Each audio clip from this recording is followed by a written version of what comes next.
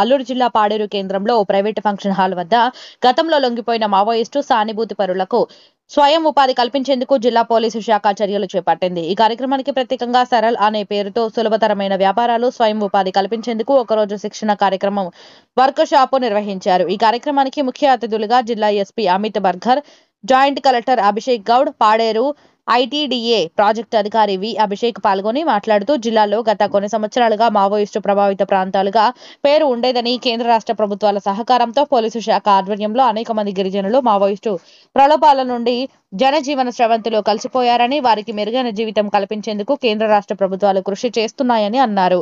వీటిని సద్వినియోగం చేసుకుని ఈ ఒక్క రోజు శిక్షణలో వ్యక్తిగత నైపుణ్యం ద్వారా తమ స్థాయికి తగ్గ వ్యాపారాలు, వ్యక్తిగత చిన్న తరహా పరిశ్రమలు నిర్వహించుకునేందుకు సులభతరంగా బ్యాంకర్ల ద్వారా రుణాలు పొందే విధంగా చర్యలు చేపడుతున్నామని అన్నారు.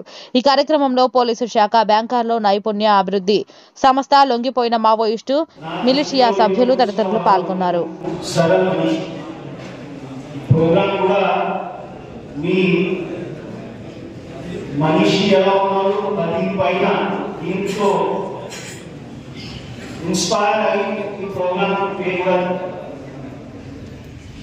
కన్సిడర్ చేయడం జరిగిన గతంలో చాలా మంది చిన్న చిన్న పుట్టిన రోజు నుండి ఈ ఏజెన్సీ ప్రాంతం అప్పుడు మావోయిస్ట్ వాళ్ళు 10 సంవత్సరం వాళ్ళు 20 సంవత్సరం వాళ్ళ పిల్లల్ని తీసుకువెళ్ళి బలవంతంగా అయినా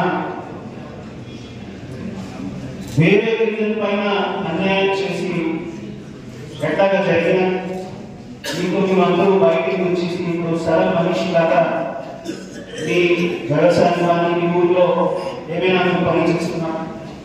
ఖచ్చితంగా పోలీస్ తరఫున, డిస్ట్రిక్ట్ అడ్మినిస్ట్రేషన్ అండ్ ప్రభుత్వం తరఫున మీకోసం ఇక్కడ గ్యాదర్ అయ్యారు చూస్తే సంతోషపడుతుంది. బికాస్ మీరు ఈ ప్రభుత్వం మీద నమ్మక పెట్టి ఇక్కడ వచ్చారు మీరు. సో ఇప్పుడు ఒక ప్రోగ్రామ్ ఉంది, surrendering and rehabilitation of Maoist అని ప్రోగ్రామ్ ఉంది, అంటే ఎక్స్ మావోయిస్ట్. సో మీరు ఇప్పుడు వచ్చిన తర్వాత వాట్ నెక్స్ట్ అనేది మీకు డౌట్ ఉంటుంది. ఇప్పుడు వచ్చాము, నెక్స్ట్ ఏం చేయాలి, ఏమేమి ఆప్షన్ ఉంటుంది అనేది మీకు డౌట్ ఉంటుంది. బట్ దానికి ఇప్పుడు ఎస్పీ సార్ ఒక మంచి ఇనిషియేటివ్ తీసుకుంటున్నారు. సో ఇప్పుడు మీరందరూ చూస్తే మీరు ఏమైనా బిజినెస్ చేయాలి, ఏమైనా చిన్న కిరాణా షాప్ పెట్టుకోవాలి, లేడీస్ లేడీస్ వచ్చి ఏమైనా ఒక టైలరింగ్ మిషన్, దానికి కావాల్సిన స్కిల్ దొరకట్లేదు అని ఉంటుంది. బట్ ఇప్పుడు మన స్కిల్ డెవలప్మెంట్ ఆఫీసర్ కూడా ఇక్కడ ఉన్నారు.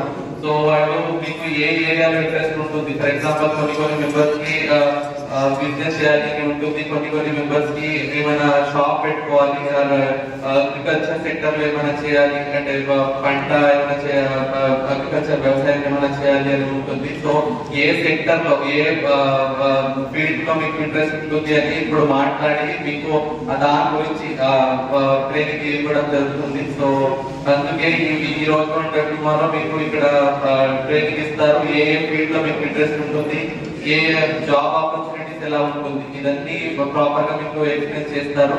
ఇది కాకుండా మీకు తెలిసిన ఇంకా ఎవరెవరు ఈ నక్సలిజం లో ఎవరెవరు ఇన్వాల్వ్ అయ్యారో వాళ్ళకి కూడా మీరు ఇన్ఫర్మేషన్ ఇచ్చి ఇక్కడ వస్తే ఏమేమి ఆపర్చునిటీస్ ఉంటుంది, మీ పిల్లలకి నెక్స్ట్ ఫ్యూచర్ ఎంత సుభద్రంగా ఉంటుంది అన్నది మీరు అందరికి చెప్పాలి. చెప్పి నెక్స్ట్ గవర్నమెంట్ నుంచి కూడా ఎన్ని సపోర్ట్ స్కీమ్స్ ఉన్నాయో మీకు. 2005 one family one IT employee అని ఒక పేరు ఇచ్చారు. అప్పుడు హైదరాబాద్ మనకి ఐటీ క్యాపిటల్ గా బెంగళూరు సిటీగా అప్పుడు డెవలప్ అవుతూ వచ్చింది.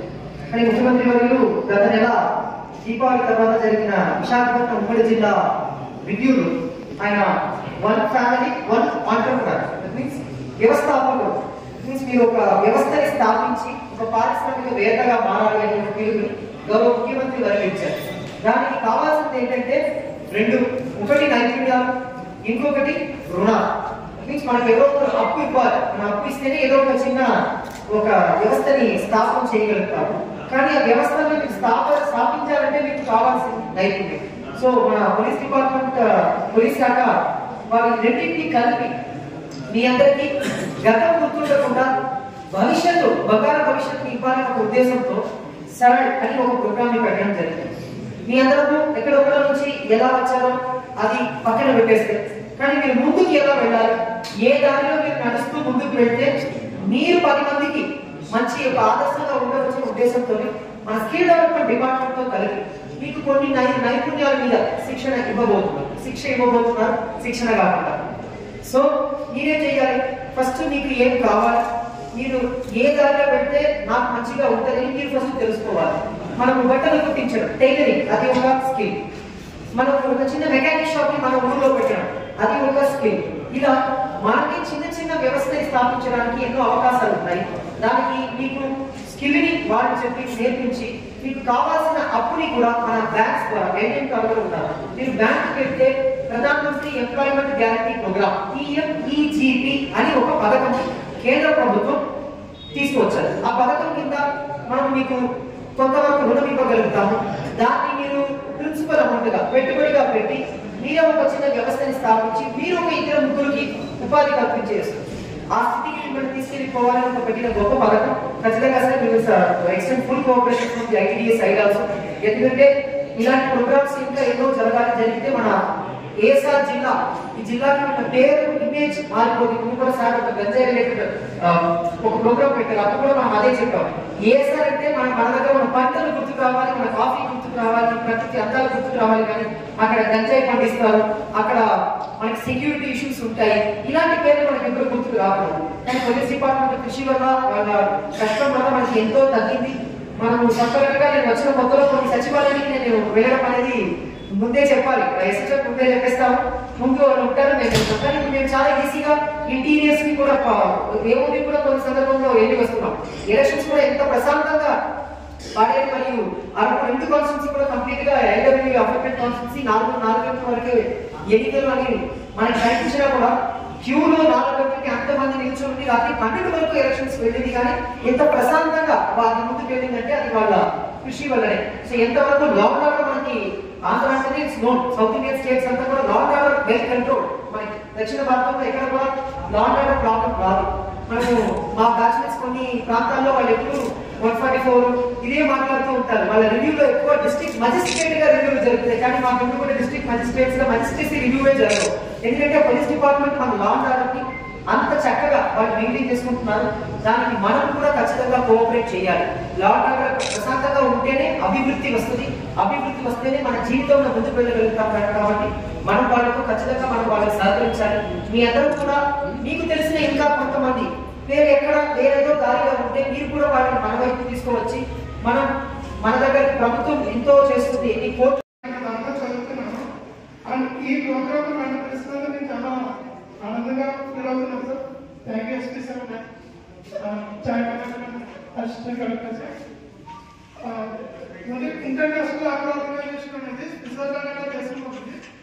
దీన్ని ఎందుకోసం స్టార్ట్ చేశారు అంటే చాలా దేశాల్లో పోవర్టీని దాన్ని తగ్గించడానికి అండ్ ఎప్పుడు మనం పని చేసుకుంటాం కదా, ఆ పని చేయకుండా మన సొంతంగా వ్యాపారం పెట్టుకొని ముందుకు వెళ్ళడం కోసం అనే దాన్ని చెప్పారు. దానికోసం ప్రపంచవ్యాప్తంగా ఒక 4,000 మంది ట్రైనర్స్ తయారు చేశారు. వాళ్ళలో నేను ఒకరిని. రెండవది వచ్చేసరికి